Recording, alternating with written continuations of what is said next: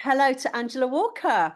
Hello. Okay, I'm going to try to share screen now. So hopefully, if you and I'm making it bigger now. Can you all see that okay? Yes, we can see it. Yeah. Amazing. Right, okay, so I'm Angela. Lovely to meet you all. I've got some weavings behind me that you can have a look at, hopefully, and I will switch between two cameras. In advance, this is quite a quick overview of quite a few different techniques that I'd like to show you, but we can always do a lot more courses and I'm developing more for TSC. So on the first photo, just so you know, there's all sorts of different looms.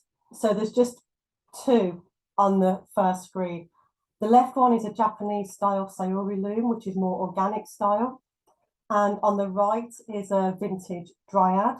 And so they don't make those anymore, but Ashford still do make something similar. And then in the middle, you are going to meet the creature that those came from today. So really short background of me about me. Like Dawn said, I do actually come from a legal background and languages. However, my one true love has always been art and textiles. And I was raised by the make do men generation, where my grandma came through two world wars, very much rag rug making, mixed heritage. My mum actually used to win knitting competitions at the time, and I think I kind of rebelled against those very traditional arts at the time when I was younger, and I was all machine. I remember asking my mum, why did all my clothes have to be knitted, and couldn't I please have some clothes from a shop? Which she said no until I was about 7 years old. Terribly embarrassing.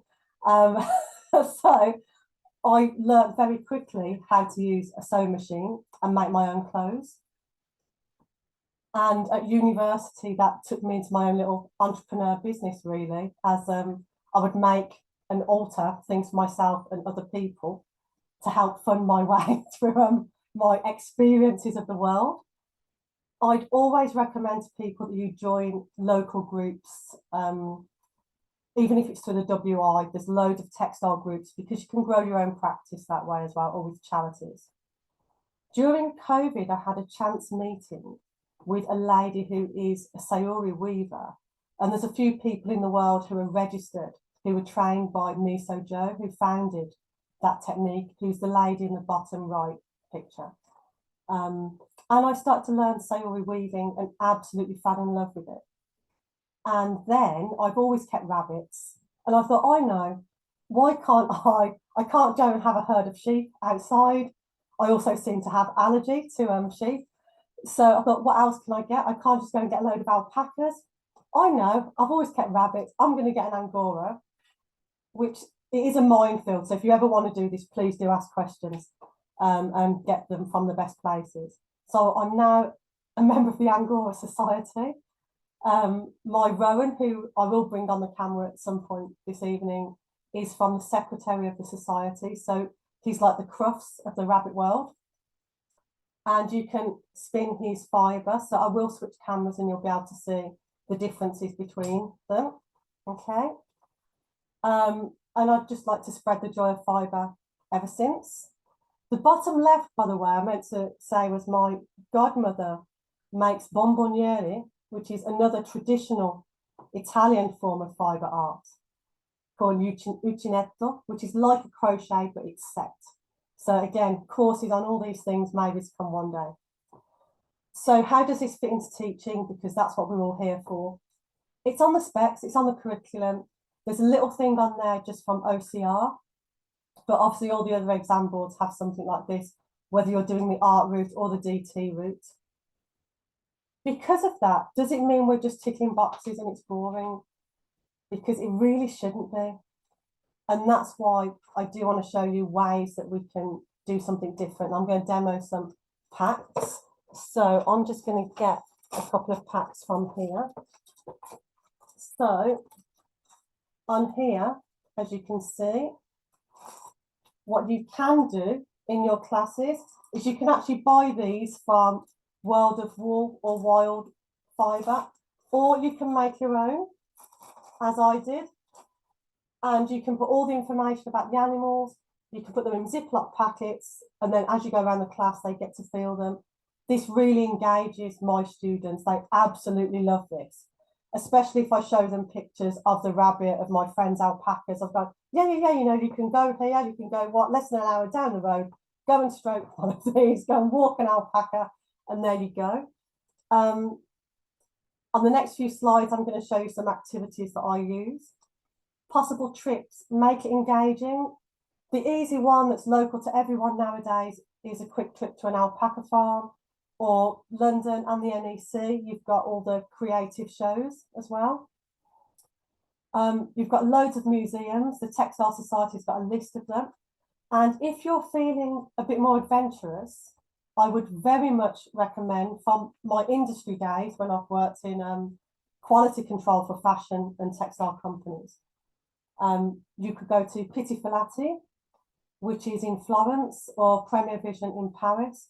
And these are huge trade textile shows. And you can go and see all the fabrics, all the fibres, new textiles that are coming out. There's a lot of Japanese companies there that have got some really interesting stuff for you to see. And you've got the old-fashioned factory visits or mills. You've got the Framework Knitters Museum over in Nottingham. You know, some mills, please go and see them. Cross-curricular links. If you are having trouble keeping textiles in your school, please read Dawn's report. But also, there are plenty of cross-cultural links with history. Where does it come from? Where was it originated? How does it go? You can look at Arabic textiles, Egyptian textiles, Kente cloth in Africa. Okay, RE. Every single religion in the world has things like altar cloths, they've woven tapestries and things like that. Geography, where in the world do these things come from? The animals, how does it fit in? Languages, as a language specialist myself, honestly, you do cover these as part of culture in the MFL GCSE. So there are plenty of cross-cultural links for you to sell your subject. Allow for questions, and if you don't know the answer, be willing to find out, because the students would rather you say, excellent question, I don't know, I'll report back next week, than panic. Just allow them to ask. Sketchbooks and samples are really important as well. So I do want to go through a few of those with you when I flip the camera, so I will come back to those. Very quick note on allergens. I discovered myself when I was wet felting that actually I had very quick rash and pains all over my hands. So you might have students that have that. And working in, you know, the gloves just isn't the same. You don't get the same dry fibre. However, alpacas, cotton, bamboo, Angora, all of that's hypoallergenic, and it'll be perfectly fine for them to handle. But if you're ever unsure, if you go to a wool show yourself, like Wool at Junction 13, you can put your hand in yourself, loads of bags of all different fibres, and find out what you are and are not allergic to, which I even know which specific sheep I'm fine with now. So it's a definite possibility. You'll all have these after. So this is an example of two, but you can make your own. This is just a quick way of getting them involved in the properties of each animal, what you can do with them. Merino especially, if any of you want to do needle felting with students or weaving textile arts, that's the most popular one, so they can look at the reasons why. This is an example starter I use with mine. So they have a little sheet, they get to match up what animals what. And then we have a discussion time as well, because in our school, the latest buzzword anyway that's coming up locally is oracy, and getting the children to communicate about things. So I do the general walk around the sketchbooks and the artworks, but with this, with the animal fibres, we have the fibre packs, I have fabrics out, we have the pictures, and I get them to talk about and ask one another questions and describe properties, what things would they wear, what would it be made out of. And then I go through, on the board, sometimes I'll write up there, or you've got pictures like these, where you can go through with your students how fibres are actually made in the first place, how they become a ball of yarn, how do they go from the plant to the fibre. It's always, they always get quite interested in this. You hook in a lot of boys in this way, because it's the science behind the fabric. It's not what they think, oh, it's a dress or something. They actually quite enjoy looking at Gore-Tex and things like that and where it comes from, how it was developed. And that's your hooking with a lot of the boys. This is an example homework one that I give them. So I get them to look at all the properties of different things and why they would use it, how they would use it. Again, this is one that I do want to do a demo, but I'll flip the camera for some of these. So before you process any fibre, regardless of what you've got, there's all different fibres. What outcome do you want? This is something you need to consider first, because if you have a regular yarn like DK or any kind of linen, it's regular, as you can see. So normal things, it's a regular yarn. Whereas if you wanted to use art yarn, as you can see, it's kind of, well, lumpy, because you want to use it in different ways. You want the texture from it. You maybe want to do a piece of artwork with it. It won't be the same. So it's a different process to the spinning and the carding as well for those. And we'll look at spinning. Dyeing, again, I won't go into because this could be a whole course on its own, but you can use loads of natural dyes. But for textiles, I often use Procyon dyes, or for, if I do some of the Japanese stuff, then the indigo is really nice as well. Please do feel free to ask questions as we go. And then weaving's the main thing I do want to look at you all today, because there's so many things we could show, but we do have limited time. I am going to pop off now. I'm going to run and try and get Rowan because I can see him. And I want to demo this screen for you. Right, where am I? If I can find him, where is he? Come on, come out.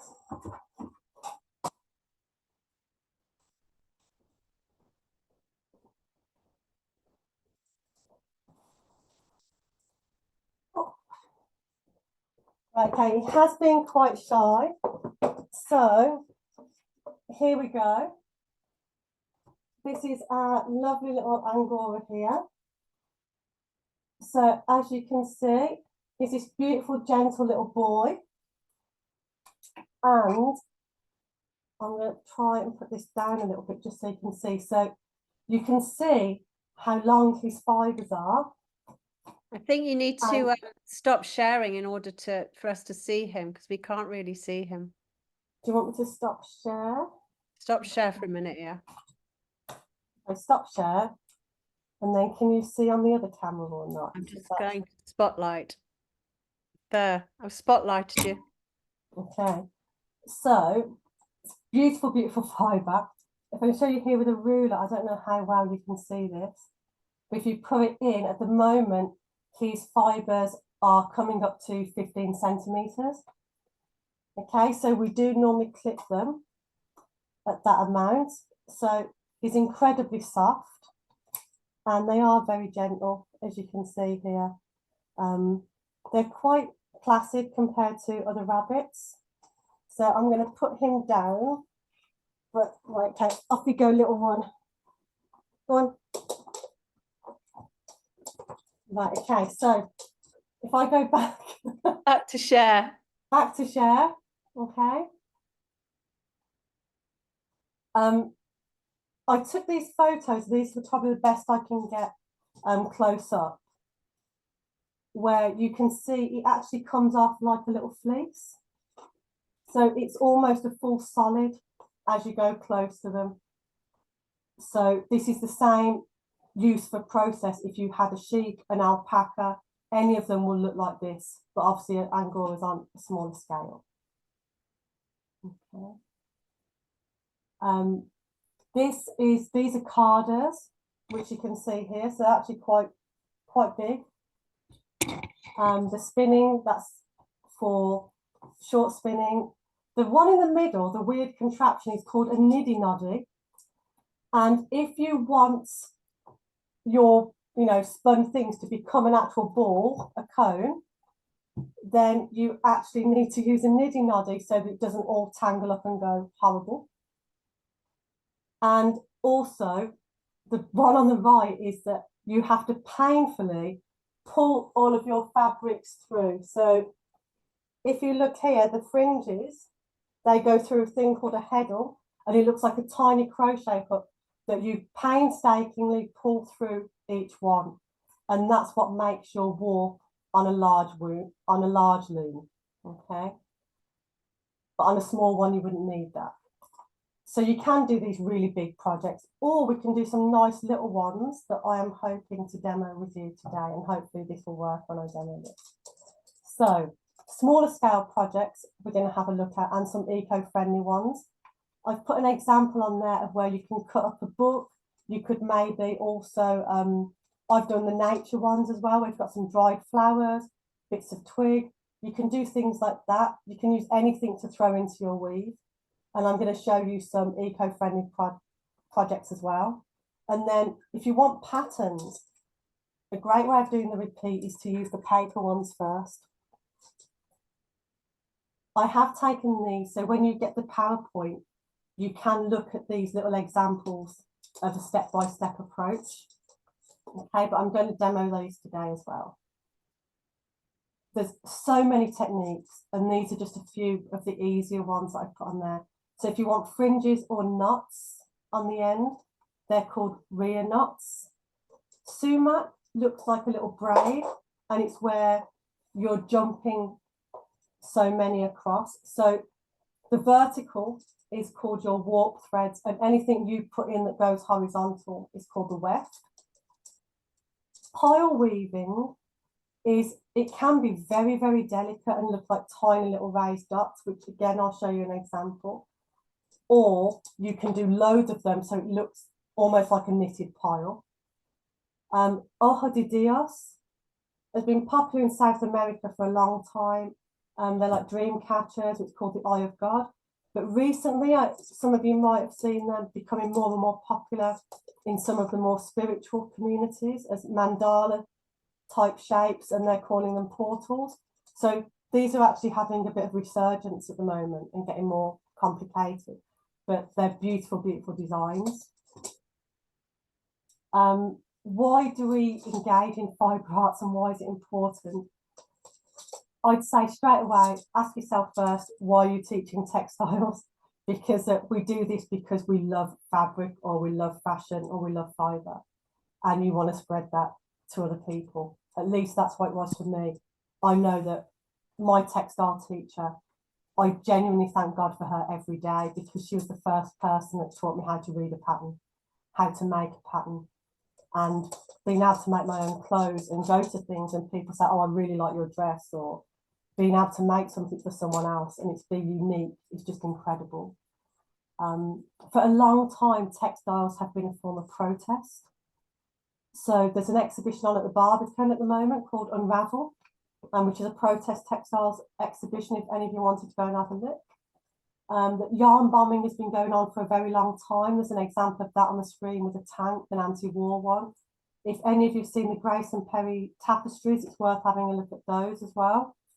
There's loads and loads of examples of this you can find just going on the net. Preserving traditional skills and promoting a new generation of creatives. This is really important for me because I felt that a lot of things were dying really with my grandma, my godmother, you know, and that's not okay. These are incredible traditional arts. I mean, recently I went to the MIA Centre in Birmingham, if any of you have heard of that. They're doing textile exhibitions as well, traditional Arab textiles, which are incredible, but we're losing these skills. Eco committees and UNICEF schools. If your school is a UNICEF school, please look up articles, I think it's 28 and 29, I can double check that for you, which tell us about art and play and creation, and actually that we should be doing that for our children in schools. Eco committees, if any of you saw the tea and chat with Rachel as well, all of this is sustainable and can be sustainable, and it's natural. So it's a brilliant way to get into those. And one of the biggest things for me was about mental and emotional health. So we see the benefits of fibre arts all the time, and we talk about it in terms of mindfulness and anxiety relief. But bilateral coordination skills, it's been on a few reports over the last few years that they help reduce chances of Alzheimer and dementia, but also if you suffer with depression and forms of anxiety, it will help bring those levels down. And bilateral basically just means using both sides of your brain. So for a long time, people said go walking or dancing. But if actually you're not very mobile, knitting is in fact one of the best examples of that, because you're using both arms. Not crochet, unfortunately, is knitting, or weaving again, because you're using your hands and feet to weave. So absolutely amazing form. If you're working with SEN students, autistic students, and you want them to have sensory experiences, I cannot tell you enough how amazing the fibre arts are for them. Same as grief processing, because it gives you that chance to be mindful. So for myself, I'm a mental health first aider, and I've trained with Birmingham Centre for Arts Therapies. I've worked with mine in Birmingham. So any questions, please do ask. There's a non-exhaustive list, I think, of fibre arts. And again, courses can be done on all of these. There's a few on there. I will show you a few of them, hopefully at the end. So that was my Q&A time, but I'd like to go to demo if I can. So Dawn, can you do this so that everyone can see this and tell me if you can stop sharing. If I stop share. Okay. Now, where's your phone?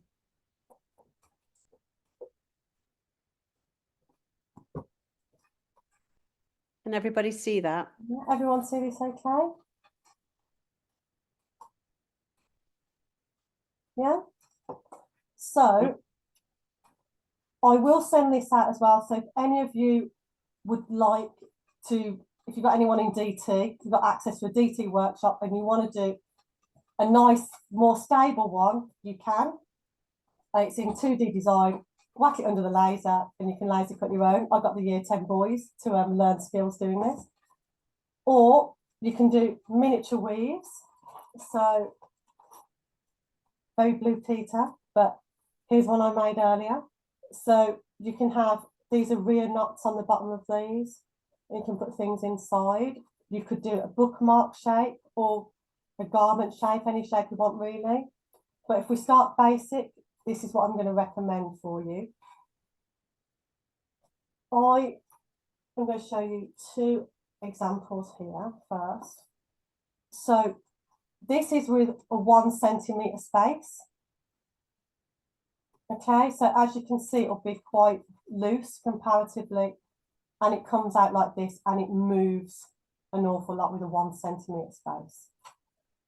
So my recommendation for weaving would be that you use 0.5 centimetre, and you can do multiple colours. And if you have a look at this, you can see where the different colours show up depending what colour you use. So most traditional weavers will use either all white or cream or all black. So the Japanese weavers tend to use all black warps. So these are your warp threads, and they're quite tight. So imagine like a guitar there. If you use a string, a thinner one, it's going to be tighter than if you use like normal DK4 ply, which is what this one is. And you can use different amounts. And then if you've got a small one, it will come out like this. So it doesn't move around a lot, it's more stable. So this is what I would recommend for you. Most websites, if they tell you how to warp up, they will tell you to do this method where you hook around each little bit. But if you do that and you get bored halfway, you don't like it, you've literally got to pull them off. You can't do fringes or anything this way. So I am going to show you how to warp up first. So because this one's pre-cut, it's going to be a little bit easier. And if you're doing the warp, you can buy, if you go onto websites like Dryad, you can actually put in warp thread and it will give you a warp thread. And that means if you're pulling it, the tension's really tight, it's not going to snap. Because if you wanted to do any of those things that you saw behind me, you just couldn't do that if it's going to snap. So you need it nice and tight. So first thing is we're going to do a loop. and go through to get yourself a little loop and a tail. Hopefully you can see this. And then I'm going to put that on to the end one. Okay, so on the back, you've got your knot and you've got this little tail as well. Okay, then I'm going to come around and back up, around, and it's that simple. Go around and back up all the way. So all the way around them.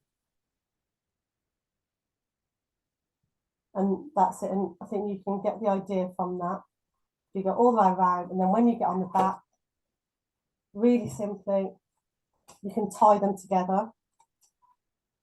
Because then if you do that and you tie them together at the end, what you can do then is when you've finished, you literally cut along these straight away. And then you can tie your knots off at the end. You can put fringing on. You can do all your effects if you do that method.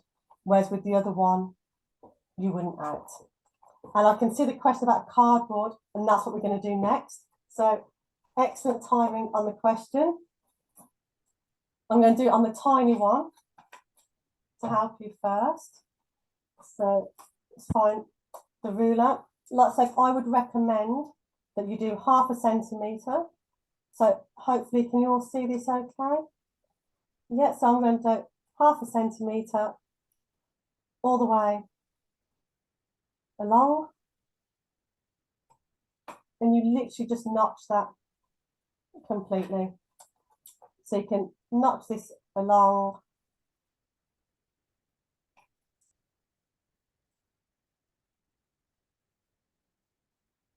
So this is the very cheap, sustainable, easy way to do a nice mini loom.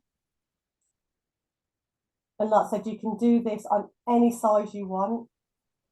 You can even do it on a frame. If you've got an old picture frame and you want to wrap around a frame, an embroidery hoop, you could do a circular one. You can wrap around anything really. And then if I go the other side again, okay.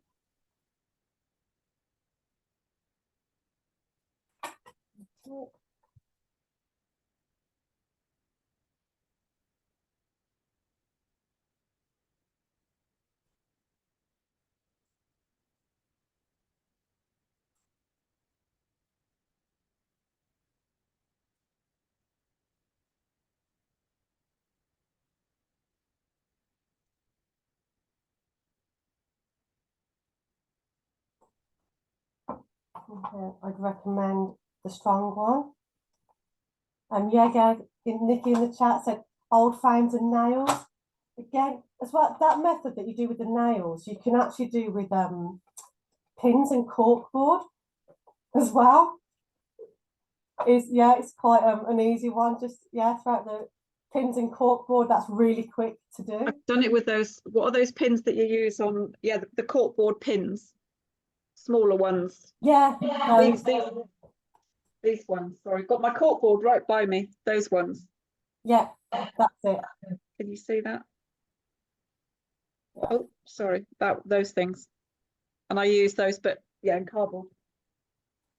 And that's what I mean. It's such a versatile technique to use for things. So again, I'm going to wrap it up with the other hand. Right, around and around.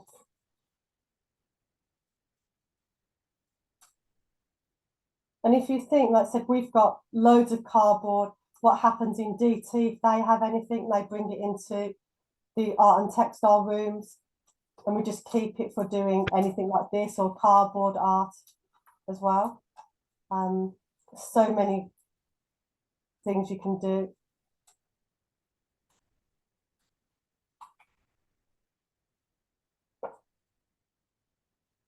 Okay.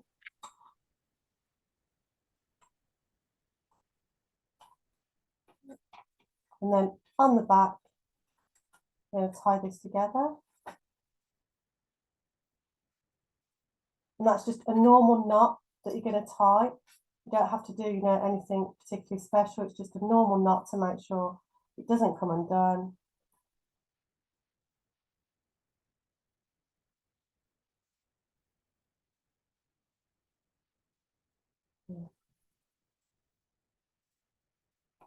It helps when you've got someone else to like with the students, I get them to hold, one of them to hold either end of this. But there we go. So I did actually have some of them walking today, and they were all really excited about this because they'd never done it before. So there you go. You've got that kind of noise.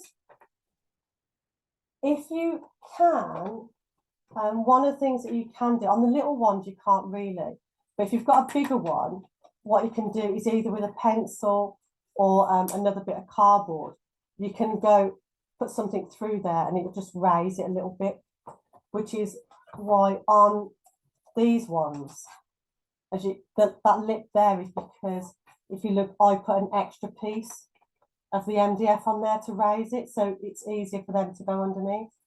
And you can do that on the little cardboard ones. Okay. And then what I think about it, like some of mine, when I said about doing sustainable things, this is one that I've done with just old plastic bag. Again, so you can do it with old plastic bin bag or anything like that. You can vary the warp as well. So this is like a really small one. But how this is regular, so I've done it exactly 0.5 centimetre all the way. If you look, I mean, this is quite hard to see, but on this one, it's that far apart, smaller. And I use this method to do a little sample box for my students. You can do it with tulle as well, so it's quite a nice texture. Different materials and bright colours as well. So I've thrown in a bit of Angelina fibre in that one, different yarn, a bit of merino wool, so you can see all the different things that are put in there to have these nice things. When you start, what I would recommend you do, if I just find this one. So I always recommend that you do a baseline. So you always want to start a little bit of stitching on the bottom so it doesn't come undone. So I'm just using tapestry needles. For the students, I've got those large, you know, the primary plastic needles. I'm using those with the students just because it's year 9 and let's be honest, they break everything. Yeah, I'm using those. Although I have noticed that I don't think that they're as flexible as what I remember them being.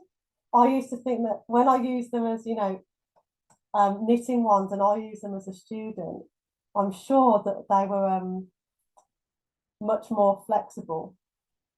Whereas these, I'm thinking, oh no, these are going to break pretty quick. But then they are very, very cheap comparatively. So it is worth investing if you can. So if you've not woven before, it is as simple as you probably remember. It's under and over. Okay, so go all the way along.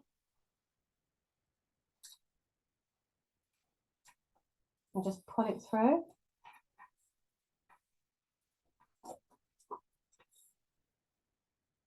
There we go. Again, you go over and under, all the way across.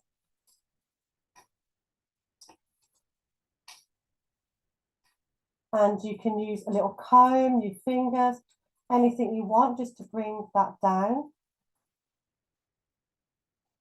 And whether you're doing a small one like this, or even if you're going really large scale, I'd always recommend minimum of 3 lines, because a minimum of your 3 lines are what's going to hold all of this in place.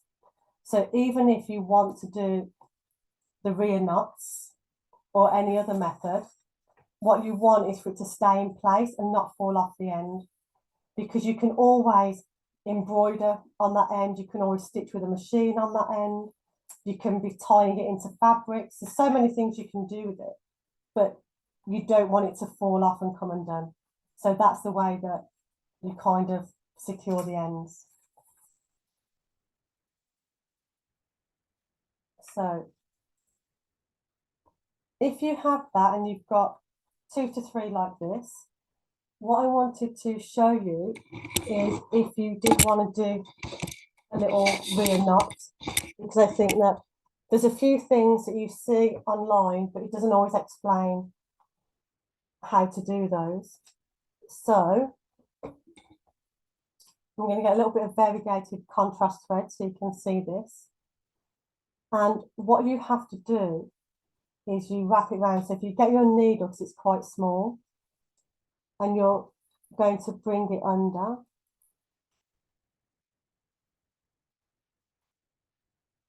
Like this.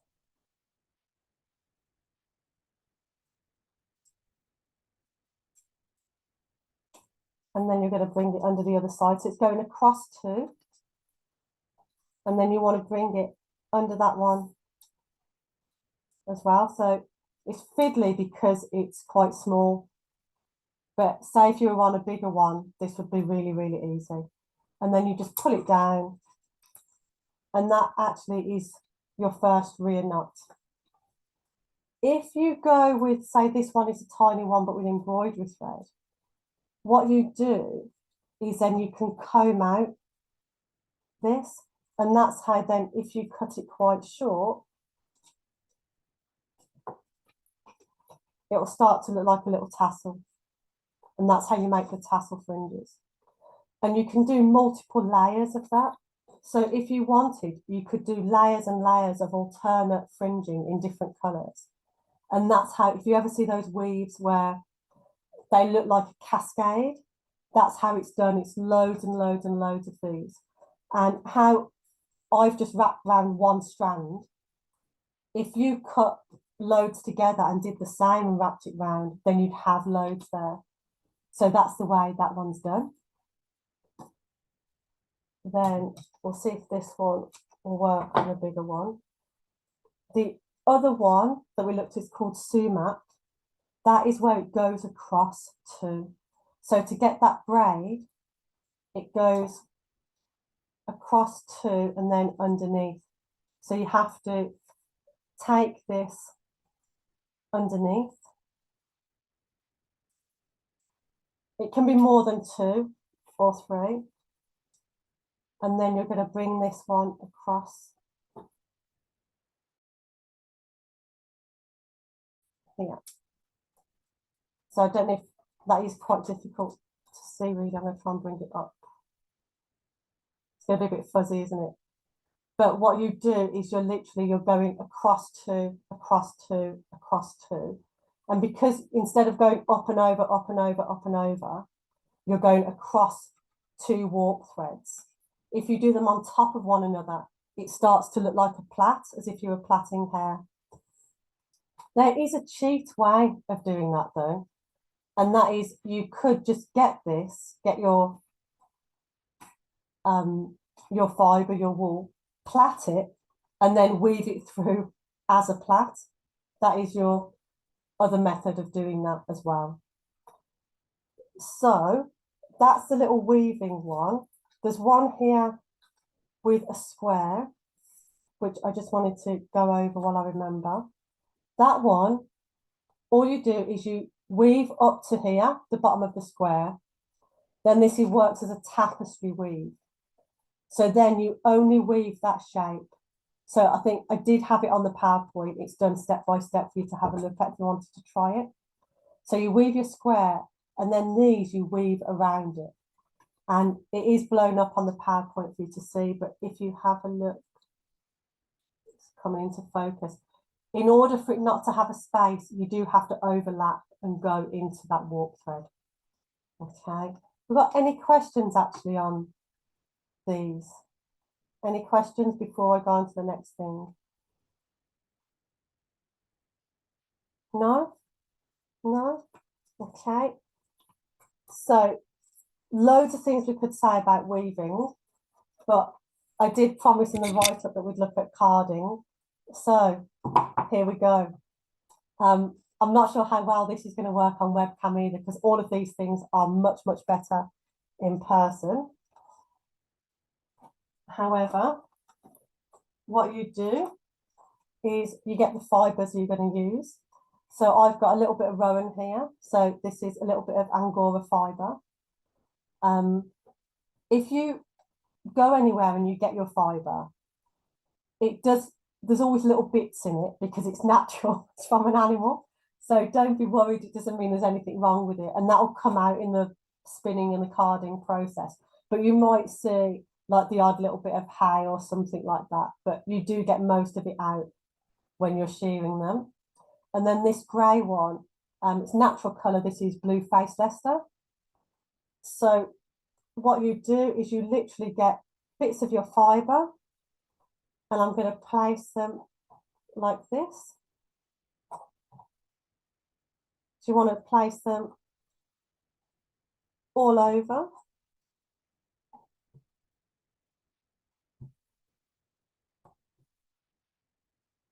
Okay, and I'll put another little bit on that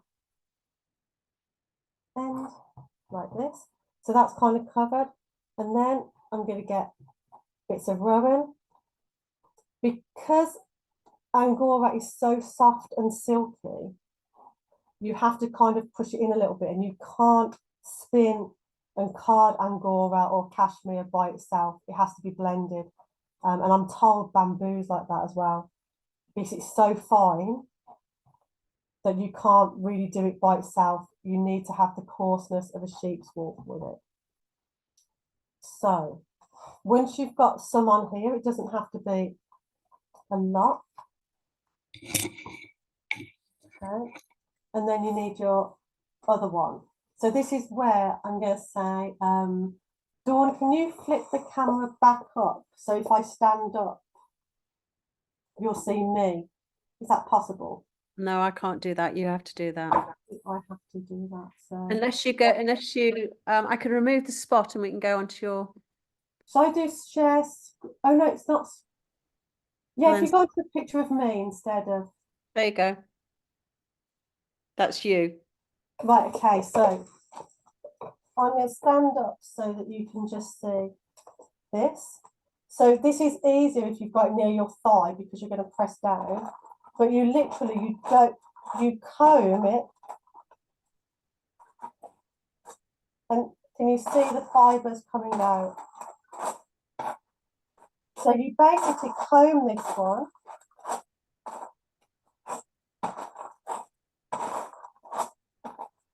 Obviously don't wear nice clothes when you're doing this. And ideally don't wear anything that it's going to stick to. So I'm wearing polyester so that it will just brush off me. Because if you wear anything nice, that's not going to be good. And you basically keep going with this.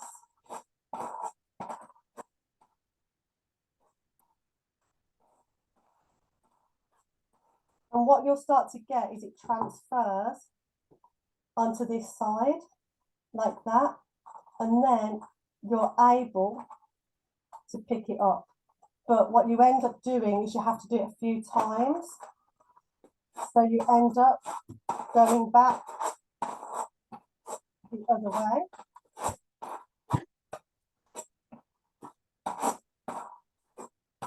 And that's it, it's a very quick demo because of how long this takes. So you can see them transferring. Okay, and then I'm going to show you what it looks like then. So can I flip back to the other one? Sorry, Dawn. Okay, so when you pull it off, it will actually look like this. It will be a square, and then you roll it up. So from this on here, it'll be thicker than that. And can see this happening actually a little bit on this one. So when you've done lots of it,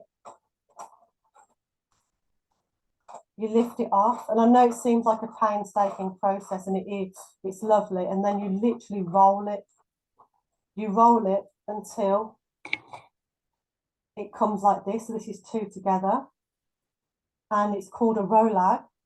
And then you basically keep them, put in a little donut shape like this, and then you can keep them in boxes if you're not going to use them straight away.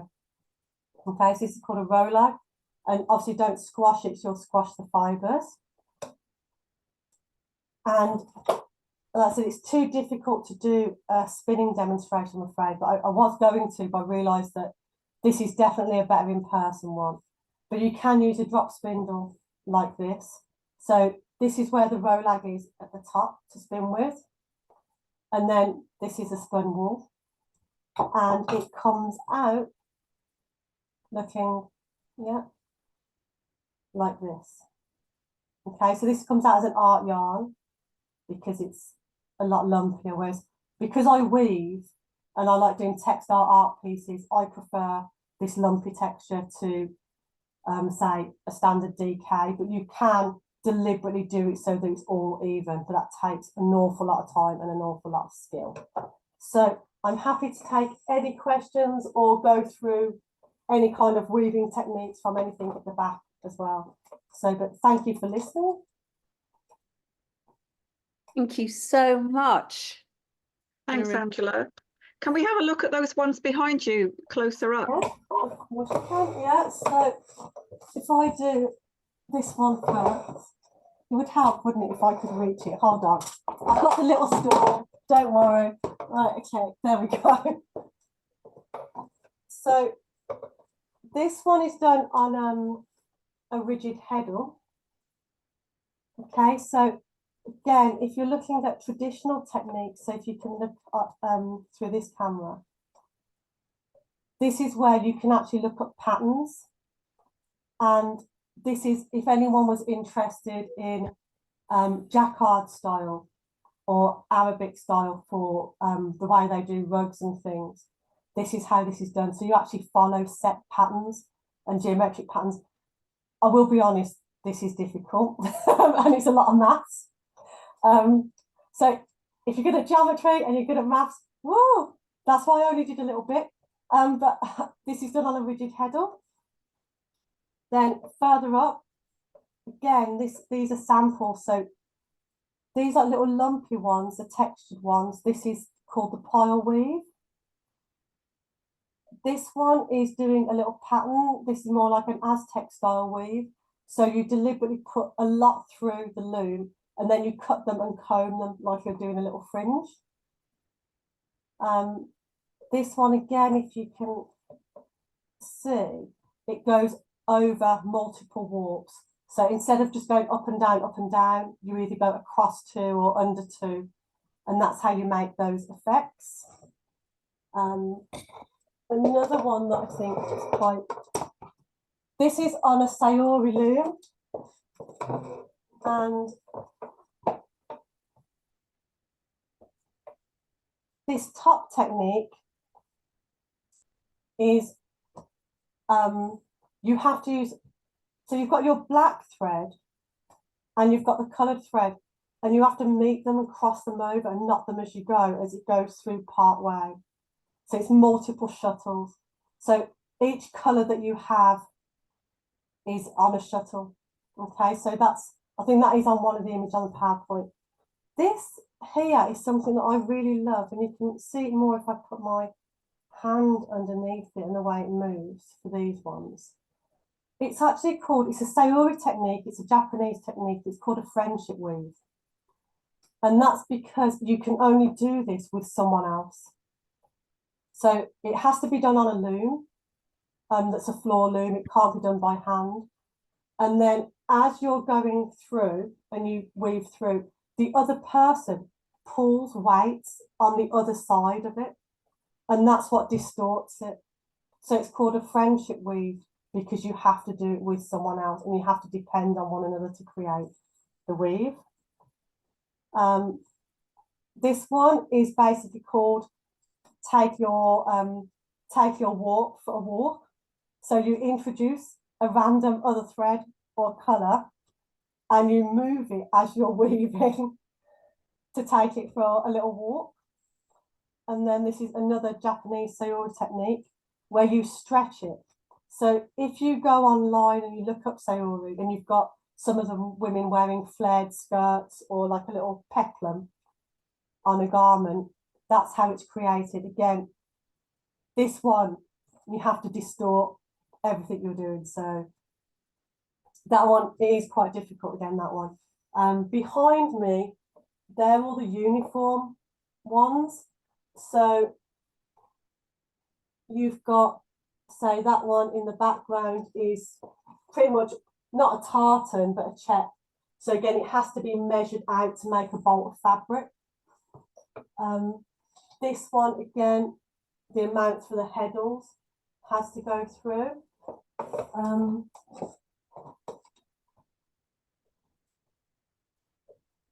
Harder to see, maybe. But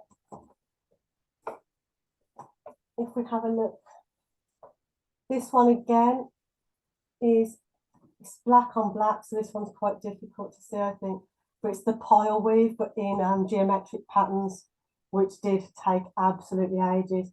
But it's worth it because it's a beautiful, beautiful technique.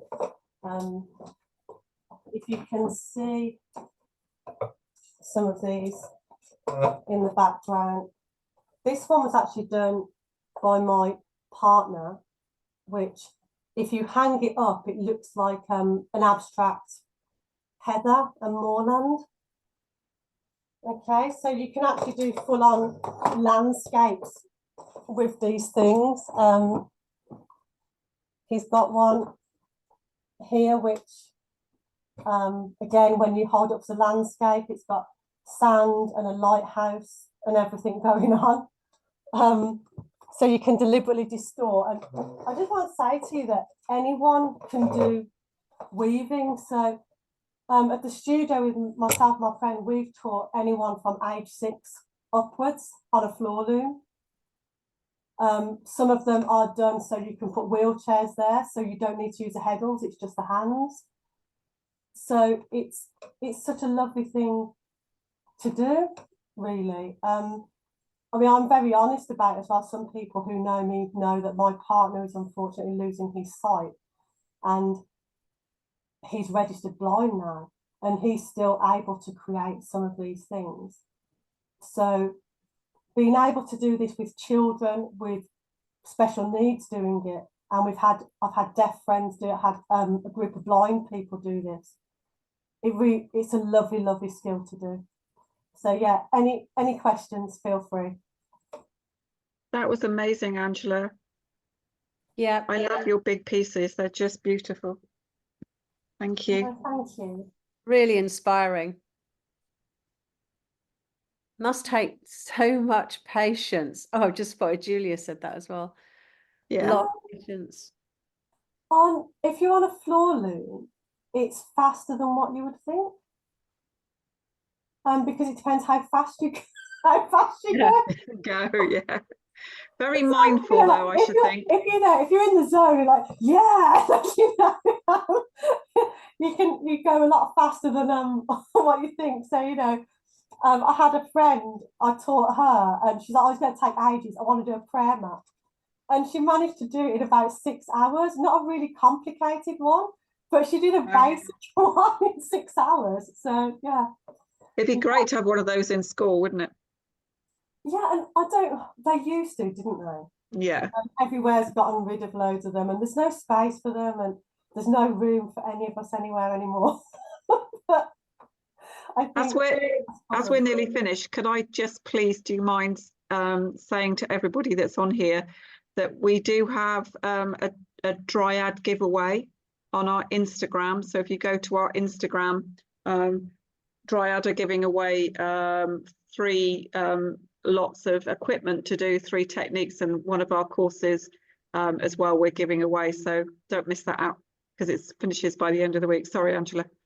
Oh no, go for it. Honestly, all of them, please do these things. Yeah, you know, the competition was amazing. The courses are amazing. I can say that myself. So the competition, yeah, Angela has been helping us the whole time on the competition, and Yes, we're just about three ready to cheers announce. 3 cheers for Nikki and Angela we had over 600 entries. yeah. Astounding. Yes, Exhausting. Angela and me, Broke it the was system. You broke the mammoth system. task.